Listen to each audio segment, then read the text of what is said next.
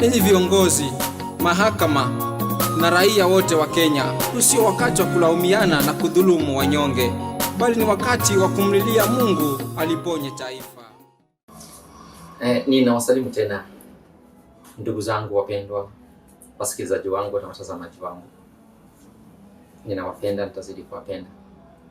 Mimi naitwa Mtume Enoch Kibingila, ambaye nilikuja tena kupitia ujumbe wa video kama na huu, nikieleza habari kuhusu Kenya mzima na kifo cha Mheshimiwa Rais Uhuru Kenyatta, ambacho hakikutokea na hakitatokea na huenda hakitatokea jinsi tulivyozungumza. Na nimevutiwa na kuwasiliana na siku hii ya leo tena kwa sababu ya yale ambayo yanaendelea hapa nchini, kwa habari za siasa na nchi inavyoongozwa. Na naona kwamba kabla niendelee, nitamshukuru Yesu Kristo ambaye amenipa fursa hii kwamba tupate kukutana tena. Azidi kutulinda sote, azidi kutuneemisha na kutubariki. Kwa hiyo naona kwamba watu wanamrushia Mheshimiwa Uhuru Kenyatta cheche na vitisho vya maneno ya kwamba yeye amekosea kwa kumsupport Raila Odinga kwa kuwa yeye ni Mjaluo na mtu ambaye hajatahiriwa na kabila lake pia halijatahiriwa, kwamba hata laaniwa anapofanya hivyo. Nami nataka niwaeleze kwamba hakuna laana iliyo mahali hapo, bali laana yaweza kuwa na inaweza kadumishwa ikiwa Rais Uhuru Kenyatta na wote waliofanya hicho kiapo ambacho wanachosema hawatarekebisha njia zao na hawatatubu na kufanya mapenzi ya Bwana wetu Yesu Kristo katika nchi ya Kenya. Mkumbuke kwamba niliwaambia katika video iliyopita kwamba kusudi muhimu la Mungu kufanya Uhuru Kenyatta awe ndio rais wa Kenya hii ilikuwa ni kuja kumaliza ukabila. Na katika video iliyopita nikasema vizuri sana ya kwamba aache kusikiliza watu wanaomzunguka kile unachomwambia cha yeye kutaka kugawanya taifa, bali awakatae na wapinge na afanye ile mapenzi ya Mungu. Na sasa tukiangalia tunaona kwamba ameyafanya, kwa sababu tunangoja ni jambo la mwisho, lakini mpaka pale yale anayofanya hakika ni mazuri. Kwa sababu gani? Taangalia neno la Mungu. Yeye mwenyewe baada ya uchaguzi wa 2017 nilikuwa nimeshakutoa ujumbe, nimeshakutangaza na ulikuwa umefikia watu walio karibu sana yeye, na najua aliupokea hata yeye, na alikwenda mara moja kule Afraha Stadium huko Nakuru, na wakaenda kufanya maombi ya kitaifa, msamaha wa taifa wa kitaifa. Na baada hapo alikuja akafanya akapeana salamu za umoja, za maridhiano yeye na aliyekuwa hasimu wake mkuu Mheshimiwa Raila Odinga Amolo. Na tangu wakati huo naona kwamba wamekuwa kabisa wakizidi kusukuma makubaliano yao mbele. Na rais anachokifanya, analeta taifa pamoja, anazidi kuondoa uhasama wa kikabila katika nchi hii, anazidi kuondoa ukabila katika nchi hii, na hiyo ndio lengo kuu la Mwenyezi Mungu, na hiyo ndio ilikuwa sababu kuu Mungu kusema kwamba yeye Uhuru mwenyewe atauawa, na anapouawa vita vitu katika nchi. Ilikuwa ni njia ya kukosoa ama kuondoa ukabila katika nchi kwa hali ya umwagaji wa damu, yani kwa kiburi cha Mwenyezi Mungu. So na ikiwa Mheshimiwa Uhuru mwenyewe alichukua hatua ya kuzuia haya yasifike na walete aondoe ukabila kwa njia ya amani, wa maridhiano yaingie, sijaona makosa yote yale ambayo amefanya. Kwa maana anapofanya hivyo anajiondoa yeye mwenyewe katika ile laana ya kiapo hicho kilichoendeshwa na baba yake mzazi na viongozi wa kanisa la PCEA, kama tunavyoona taarifa zinavyotuambia katika vyombo vya habari. Na sasa ndugu mpendwa, tutaangalia. Kabla niendelee, nataka niseme hivi, wengi watasema mbona ulitabiri kwamba atakufa na sasa hatimaye hajakufa na hakukufa. Ndio, najua wengi wana shida ya kuelewa Mungu na kuelewa neno lake. Wanasoma Biblia hawalielewi, wanaenda makanisani lakini mambo ya Mungu na Mungu mwenyewe hawaelewi. Tuangalie andiko nasema nini kabla tuendelee. Andiko nasema hivi katika Ezekiel 3 mstari wa 16 hadi 21.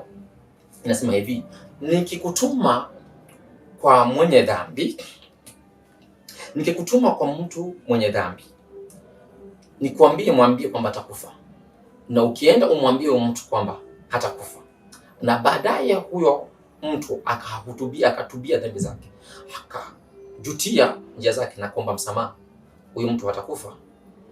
Na wewe uliyetuma pia utakuwa umejiokoa nafsi yako, kwa sababu utapatikana na hatia mbele za Mungu. Ulifanya kile ambacho Mungu alikomba ufanye.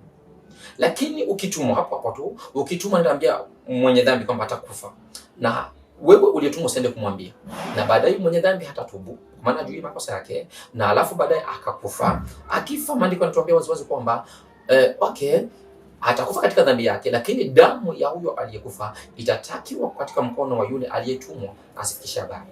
Na neno naenda zaidi hapo, nasema kwamba nikikutuma kwa mteule wangu, yani mwenye haki wa Mungu, ukituma kwa mwenye haki wa Mungu aliyefanya dhambi, amemkosea Mungu, mwambie kwamba atakufa.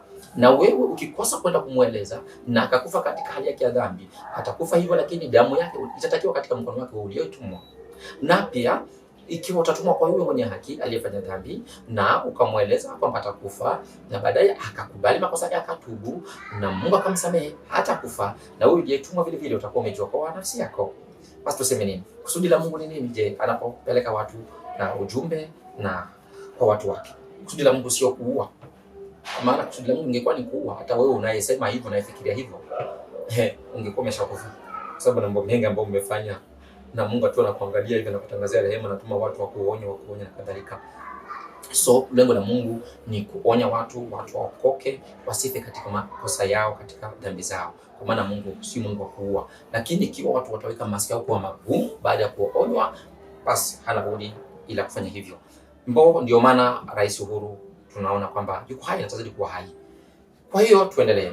Wale wanaomsema kwamba yeye atalaaniwa kwa kuwa amekwenda kuvunja kiapo cha Wakikuyu chao walichoapa kwamba wasifanye haya na yale, na atakayofanya atakuwa amelaaniwa. Nataka nionyeshe kwamba yeye Rais Uhuru Kenyatta anajiondoa katika laana, na wale wanaosema hivyo ndio wanalaana, na tuangalie kwa nini wanalaana. Ukiangalia hizi ni habari ambazo tunazipata kwenye vyombo vya habari. Hapa ni kwenye tovuti ya Tuko News, ambalo ni tovuti inayoendesha kazi yake hapa kwa mtandao ya habari. Nimesoma, huwa naipenda sana kusoma hii tovuti ninapotaka kuangalia yanayojiri hapa nchini. Tunaambia nasema hivi, zilikuwa ni sheria 5. Ya kwanza nasema Wakikuyu waliamua wakubaliana kwamba, Kiingereza nasema to ensure that the presidency of the Magi remains within the house of Mumbi, and moreover it was never to cross beyond the river Chania, which is the border between Kiambu and Murang'a counties. Sasa tukiangalia hili, walisha kulivunja, kwa maana hii mto Chania uko hapa Thika na Murang'a iko pande ile na Nyeri iko pande ile. Lakini sasa tunaona kwamba baada ya kifo cha mzee Jomo Kenyatta, aliyechukua utawala wa nchi kwa rais alikuwa ni Rais Daniel Moi Arap Moi, na alitoka nyanda za juu huku bonde la Ufa, kutoka Kiambu huku kwa Wakikuyu. Kwa hivyo hii sheria ilianguka, ilivunjika. Na baada ya hapo tunaona kwamba Kibaki alikuja katawala baada ya Moi. Kibaki anatoka Nyeri. Ina maana kwamba mto Nyeri, mto nani Chania umeshakufukwa. Na kwa umeshafukwa tayari, hiyo haina kazi. Ndugu wapendwa, hii ni laana ya kwanza, wale wanaoamini katika ile laana walipata. Tuende ya pili. Inasema kwamba the residents were being asked to denounce family planning in order to increase the community's population and thereby to vote the vote. So yani walikuwa wamekubaliana ya kwamba wakemee mambo ya upangaji wa vizazi ili wapate kuwa na taifa kubwa, watu wengi, hivyo wapate kuwa na nafasi ya kuwa wanachagua kiongozi wao. Lakini tukiona siku za leo watu kutoka Central Kenya walilivunja hilo pia. Walilivunja kwa sababu sasa wao ndio nafikiri wanaongoza katika habari za upangaji wa uzazi. So kama ni laana nyingine iliingia na rais aliyepita mwenyewe Kibaki ndo aliwahi kusema wakati mwingine msizae kama sijui ninyi wenyewe mnajua vile alisema hapa, na watu wanaliheshimu. So kama ni laana ya pili kwa wale wanaoamini hivyo. Ya tatu ni kwamba they were meant to vow to, in Gatu's words, defend the flag against the uncircumcised, in this case the Luos. Walikubaliana wakaapishwa kwamba lazima watetee bendera na wasikubali kufanya nini? Wasikubali watetee bendera kinyume na wasiotahiriwa ambao ni Wajaluo. Nafikiri hili ndio halijafanyika. Wajaluo ndio hakuja kuwa na rais wa Mjaluo hapa Kenya. Hii ndio halijafanyika, lakini mingine yamekwisha kuvunjwa. Okay, twende tuangalie. Ya ine anasema they would circumcise their daughters. Walipaswa kutahiri wasichana wao. Na ukiangalia kweli waliwatahiri, lakini sasa je, mnatahiri wasichana siku ya leo? Hawatahiriwi. Siku ya leo hawatahiriwi. Na hiyo ni kwa sababu gani? Mlisikia mahubiri kutoka kwa nchi za magharibi na wengine hapa nchini wakashikana wakasema wanawake wasitahiriwe. Hiyo tena ni laana nyingine ya tatu kwa wale wanaoamini laana. Hiyo laana ya tano ni kwamba some reports indicates the Kikuyus were also made to vow they would never allow their daughters to intermarry with Luos. So hebu sikia, ili nalo ni jambo lingine ya kwamba wale wasiolewa na Wajaluo, lakini siku ya leo wanaolewa na Wajaluo na wanazana wao. So hiyo ingine laana nyingine. So tutasema nini? Kinachobaki hapa ni moja tu. So kama ni laana, wale wanasema kwamba watalaaniwa, wamekeshwa kulaaniwa. So hiyo ni mizigo yao. Lakini nachoomba ni kwamba Rais Uhuru Kenyatta, unanisikiliza mheshimiwa, endelea, songa mbele na kazi unayoifanya, ni mapenzi ya Mungu hayo. Lazima uchafu ulioletwa katika nchi mzima uondolewe. Ili janga la ukabila liondolewe. Huo uchafu ni uchafu ambao watu walifanyiwa. Hebu angalia kama vile nilivyosoma tena, taarifa inasema nini? Kwamba kiapo hiki kinafanywa namna gani? Kiapo hiki kiliendeshwa kwamba mtu alikuwa anachukuliwa na ingizwa ndani ya chumba chenye giza, alafu anapewa nyama mbichi na damu mbichi, akule kikunywa, na pia akinuia. Waswahili wanasema kunuia, yani kunena maneno ni kama mtu anaomba. Hiyo ni uchawi, sio kazi ya Mungu. Na wale waliosema kwamba ni Wakristo waliruhusiwa kula hizo nyama na wakunywa na maziwa, lakini still walikuwa wanakaa uchi ndani ya chumba cha giza na kunuia kusema maneno yao ya maombi. Hiyo ni uchawi, si kazi ya Mungu. Na wale wanaosema kwamba taifa lao si wachawi, hawajui uchawi, hiyo ni nini sasa? Tutasema hiyo ni Roho Mtakatifu. Siamini hivyo.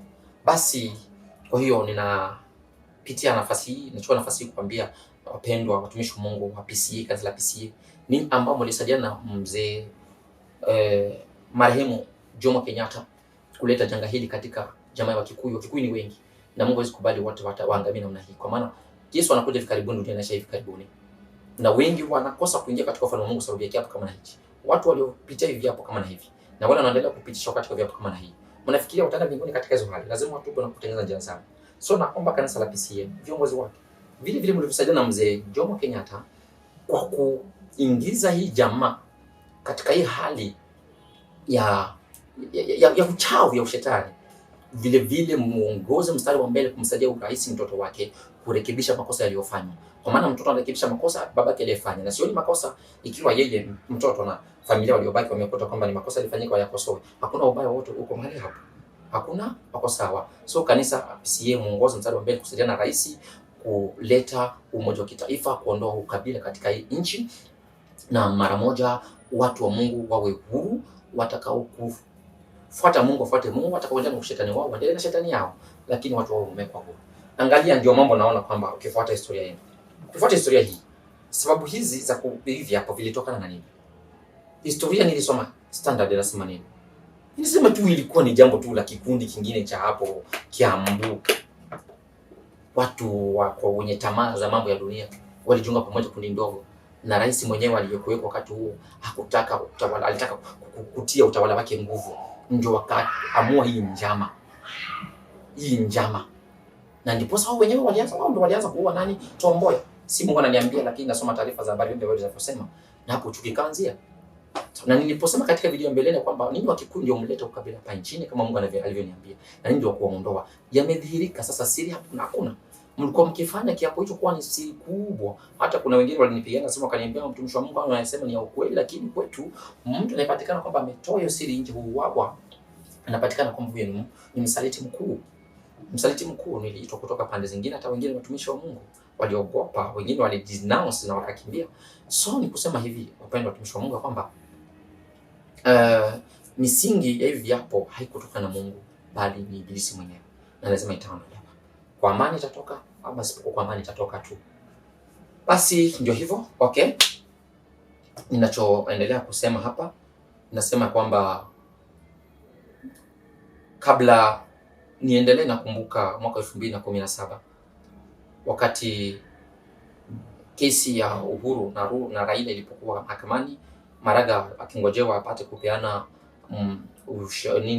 maamuzi ni nani ameshinda. Ameshinda kesi hiyo, ilikuwa ni kesi ya uchaguzi, na kuna wachungaji wawili ambao walinikujia, na mmoja ni Wycliffe na mwingine ni Patrick, yani Clifford Amugune, hakuja kuniuliza niwaeleze ni nini kitakachotokea katika katika koti ya mahakama kuu. Mimi nilienda kwa magoti nikaomba Mwenyezi Mungu. Nilipomwomba Mwenyezi Mungu, nilishangaa badala niambia kitakachotokea mahakamani, nilioneshwa sehemu za nyanda za juu na mkutano mkubwa wa kisiasa huko ambao umefanyika. Na huo mkutano ulikuwa na umati mkubwa, lakini kama kumetokea watu wanaume watatu walikuwa wamevalia sare za kijeshi tofauti, na watu wameweka kila mtu kitabu chake hewani hivi, wakionyesha ishara kwamba na wakisema waziwazi kwamba sisi tumemkataa Ruto na tunamsupport Raila, tumemgekea Raila, tumsupport Raila na Ruto tumemkataa. Waliongea hadharani kila akiona. Nikasema na hii ni nini? Nini? Nijaribu kutafuta maana zaidi, Mungu akanipa maana zaidi. Basi nikaambia waliokuja kuniuliza, Ruto atakataliwa na muungano wake huko mbele tunakokwenda, na Raila ndiye atasupportiwa na muungano. Sasa wakati huo nilichukua jukumu la kutangaza pia huo ujumbe, kwa sababu kulikuwa na mambo mengine ambayo nilikuwa nitangaze, na nikamchukua mtu wa kamera aliyetengeneza ile video ya mbeleni, nikamwita tukashoot hiyo video. Na tuliposhoot wakati huo around alichukua muda sana kabla amalize kuedit, na mambo yalivyokwenda vizuri, ikafikia kwamba Raila na Uhuru wamepeana mkono wa maridhiano kabla ya ujumbe huo kutangazwa. So sikuwa na umuhimu tena kutangaza, kwa sababu watu wangeanza kusema kwamba mimi ninatangaza habari zikishakutokea kwani sisemi kabla zijatokea. So nikaachia hapo. Na mimi naposema hivi sikuji kutafuta wewe kuniunga mkono na nisikiza mtumishi wangu, mpendo wangu. Niko nafanya kazi ya Mungu hapa, mimi mwenyewe ndo najua kinileta hapa, na mimi ndo najua yale ambayo Mungu ananizungumzia, na niko na furaha ndani yangu, kwa maana yale yote amekuwa akiniambia kuhusu taifa la Kenya, uongozi wa Kenya yako yanafanyika vile vile jinsi alivyoniambia. So sikuje hapa kuja kutetea ama kuzungumza kuhusu kile wewe Mungu alichokuambia huko, maana kuna wengine walikuwa wananiambia sijui sisi Mungu ametuambia vile, wengine vile. Mimi ninazungumza kile ambacho Mungu aliniambia. Hapo mimi nasimamia kwamba ni kweli kwamba kitatendeka ama kitaendeleka, hapo mimi nasimamia. Kwa hiyo ninapoona haya yanafanyika siku ya leo, ya kwamba muungano wa Jubilee ambako makamu wa rais Mheshimiwa William Samuel Ruto yuko, ulimkataa, ulimtema, hadi siku ya leo sisituki mimi. Ni mambo ambayo niliyaona na nikayasema na nilikuwa niyatangaze. So ni hivyo ndivyo ilivyo. So kwamba Mungu aliniambia yeye atakataliwa na Raila ndiye atasapotiwa, so hiyo ni kazi ya Mungu, sio kazi yangu. Si mimi naomba yafanyike hivyo, hapana. Kwa hiyo ninyi watumishi wa Mungu na kanisa kwa ujumla, wito wangu ni huu: lazima tusimame upande wa Yesu Kristo. Hapa hakuna cha kuangalia ndugu yako wa damu, hakuna cha kuangalia pesa, hakuna cha kuangalia vitu. Hapa ni kuangalia lengo ya Mungu ni gani, kusudi la Mungu kwa taifa letu na wakati huu ni gani. Kwa maana hatumtetei Raila na siko hapa kumtetea Raila. Tunachokitetea, ninachokizungumzia hapa ni mapenzi ya Mungu afanyike kwa hili taifa la Kenya, ukabila uondoke. Na hiyo ndio njia ambayo Mungu mwenyewe aliona kwamba ukabila utaondoka. Walioleta ukabila waondoke. Baba Kenyatta ndo alileta hili jambo na mtoto ndo anakuja kuliondoa. So usioni upale mahali upo. Hata naona Mungu amecheza mchezo wake very smart. Amecheza mzuri sana. Na Mheshimiwa Rais Uhuru Kenyatta na familia yako yote, naomba Mungu awabariki, awatie nguvu. Mama Ngina, umefanya vizuri pia kumunga mtoto wako mkono ili mpate kuondoa ile janga na hii hatari katika familia yenu na familia yako na taifa yote kwa ujumla. Mpate kufungua ndugu zetu wa Kikuyu ambao wamekuwa katika kongwa la utumwa namna hiyo, wawe huru. Watu tufurahie, twende mbinguni kwa maana Yesu Kristo anakuja hivi karibuni. Msisahau vita vinavyofanyika huko Russia na Ukraine. Mnavielewa vizuri sana. Hayo pia ni maneno ya Mungu atakwenda kutimia. Ezekiel sura 90 ya 39 pia na Ezekiel sura yake 38 inatuambia lazima haya yatatokea.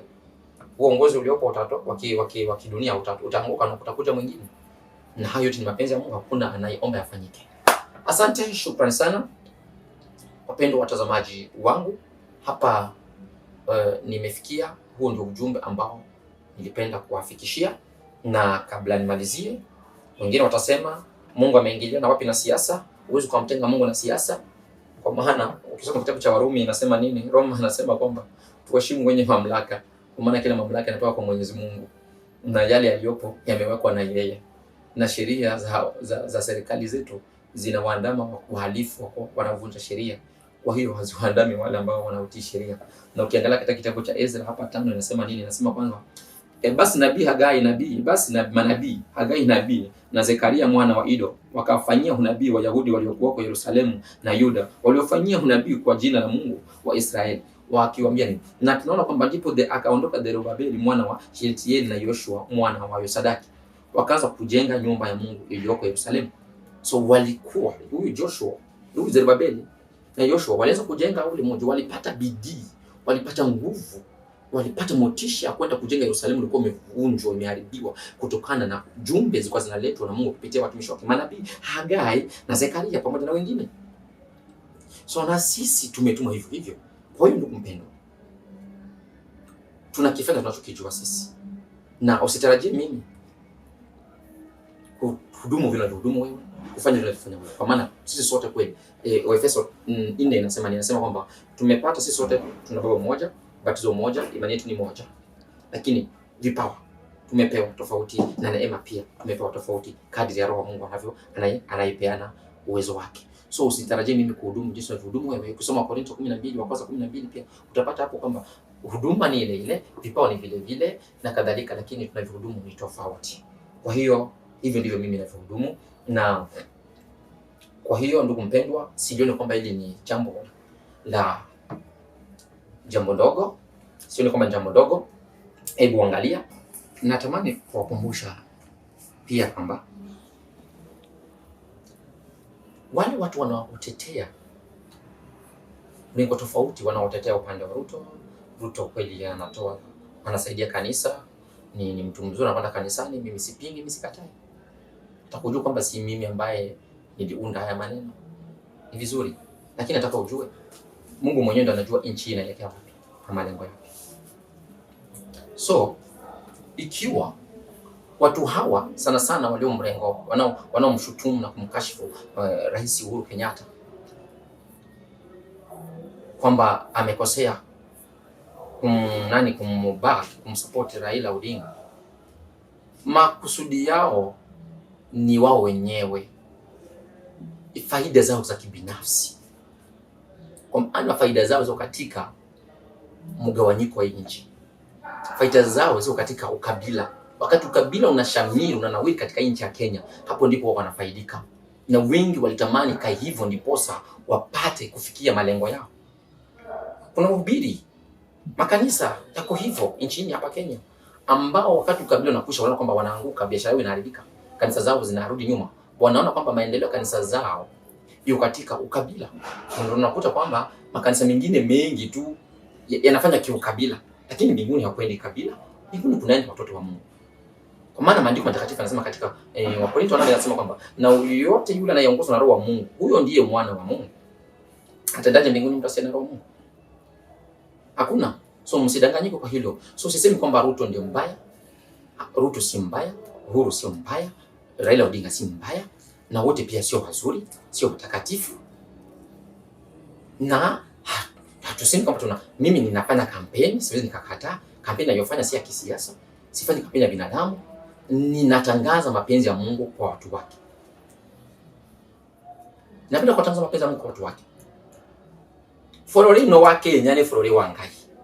Ti forori wa mundu. Hilo ni watu walijua. Hii nchi ya Kenya hii ni ya Mungu, si ya mtu.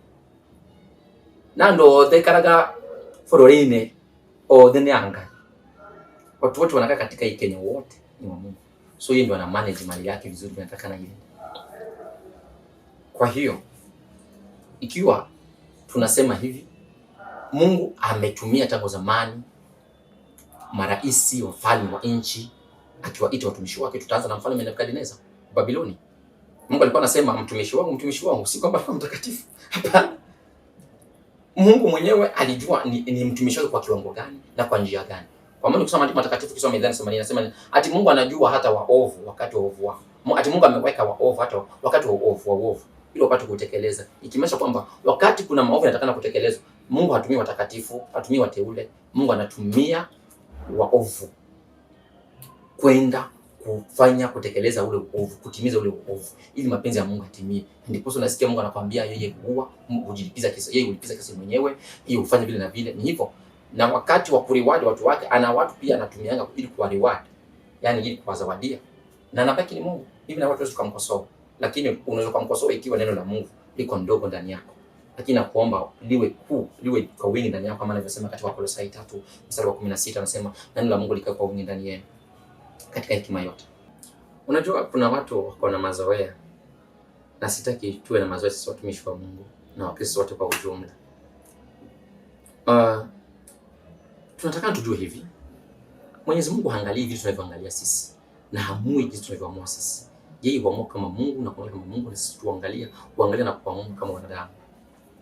So tuache mazoea ya kuwa tunatakasa watu kwa sababu wanaleta masadaka kanisani. Kwa sababu nimeona kuna mahali ambapo watumishi wa Mungu na Rais Uhuru Kenyatta walipishana katika maneno. Alipoonya Uhuru Kenyatta alipoonya kanisa na wakajitokeza. Kitu ni vizuri. Unajua kwamba sitaingia huko sana, lakini nataka tujue kwamba watumishi wa Mungu tukubali ukweli mwingine. Ukweli mwingine kwamba ni mazoea tumeona katika makanisa kwamba watu wanatakasa watu na kuwasafisha kwa sababu mtu ameleta sadaka kubwa kanisani. Kwa sababu mtu ameleta vitu vikubwa kanisani. Kwa sababu mtu ni maarufu. Hiyo tabia tuache. Hiyo sio tabia ya Roho Mtakatifu. Hiyo sio tabia inatokana na Mwenyezi Mungu. Kwa sababu mimi nimeyaona, sijui nyinyi wengine wawatendekea, mimi hunitendekea. Mtu anaweza kuniletea sadaka, hata aniletee pesa nyingi, na Mungu akiniambia sitaki kupokea hizo pesa na sitazipokea. Sitaki kupokea hiyo vitu na sitavipokea. Huyo mtu ni mtu maarufu sana. So sitaki kumfanyia hivi na sitafanya. Fanya na nitafanya hivyo. Unaona? So tuache kuongozwa na emotions. Na tuache kwa tunaongea sababu ya emotions. Acheni tuongozwe na Roho wa Mungu. Acheni tuamue na kunena kulingana mapenzi kama neno linavyosema, na tutakaponena tunene kama maneno ya Mungu. Tutakapokuhubiri tuhubiri kama neno la Mungu. Tutakapofanya chochote kile tukifanye kama mapenzi ya Mungu. Na hivyo tutalipea kanisa nguvu. Lakini pia liweze likazuiliwa, kwa maana nyakati za mwisho vurugu kanisani lazima iwepo, na ndiposa Kristo naye akuje kulichukua kanisa lake. Nazungumza na wale ambao ni wa teule na watakatifu, kwa maana najua si wote walio kanisani ni wateule na watakatifu. Mungu atazidi kututia nguvu tunapotembea namna hiyo. Usimtie mtu nguvu na kumwambia kwamba kuna amani wakati ambapo kuna amani. Unaenda kutabiria mtu mambo haya. Unamwambia kuna amani wakati hakuna amani. Unamwambia kuna vita wakati hakuna vita. Hali kama na hiyo tuiache, na Mungu atatusaidia.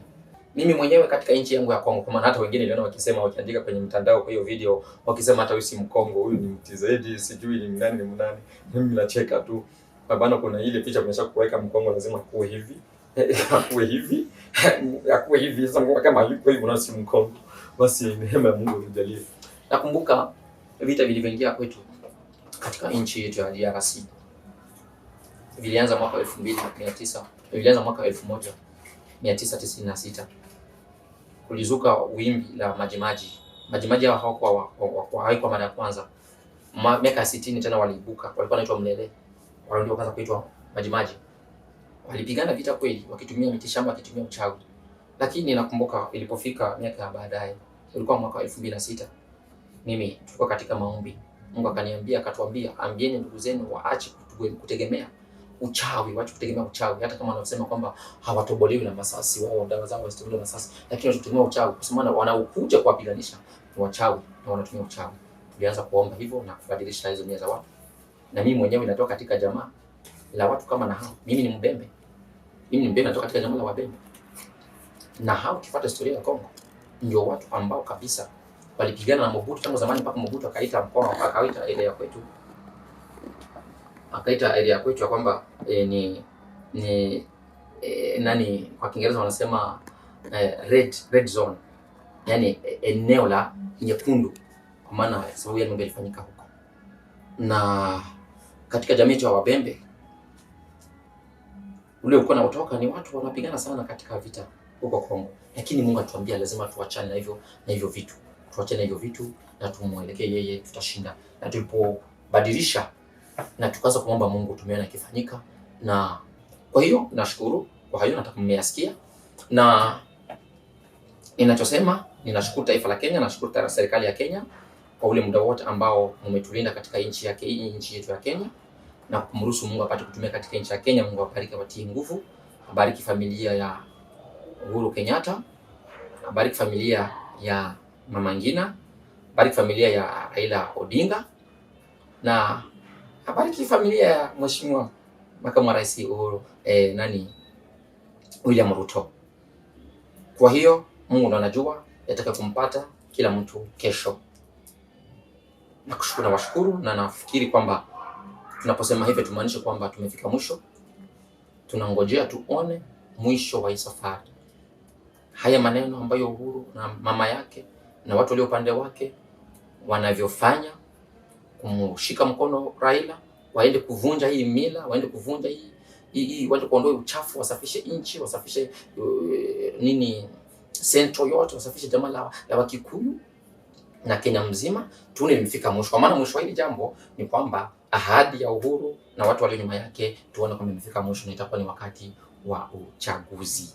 Hapo ndipo tutaona kwamba wamefika mwisho, na Mungu mwenyewe akishakuamua hapo mwishowe, ndio na sisi pia tutapata neno kusema mwishowe. Lakini mpaka hapo tunashukuru kwa yale ambayo yamekwisha kufanyika. Mama Ngina anafanya kazi vizuri, endelea kufanya hivyo pamoja na watu wengine.